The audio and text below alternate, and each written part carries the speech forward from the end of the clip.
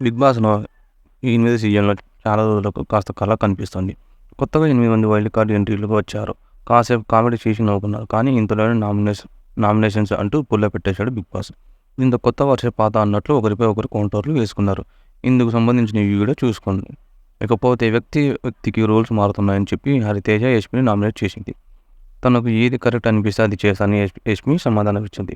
మీకు ఇష్టం లేదు అన్న చోట వేరే రూల్ అప్లై అవుతుందని హరితేజ చెప్పగా, నా గేమ్ నాకు ఎవరు డిస్టర్బింగ్‌గా ఉన్నారో వాళ్ళ కథ చేయాలి అని యష్మి కోపాన్ని కంట్రోల్ చేసుకుని మరీ మాట్లాడుతున్నట్లు కనిపించింది. పృథ్వీని కూడా నామినేట్ చేసింది.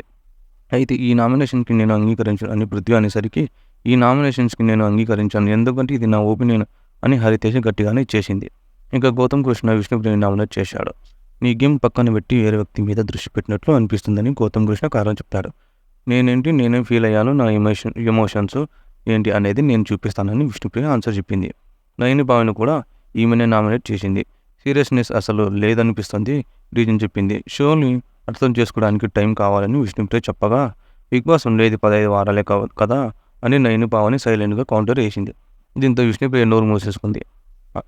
అలాగే ఎమోషన్స్ అంటే కేవలం ఏడుపు కాదు కదా అని నయని భావని చెప్పింది. సీతను కూడా నామినేట్ చేసింది.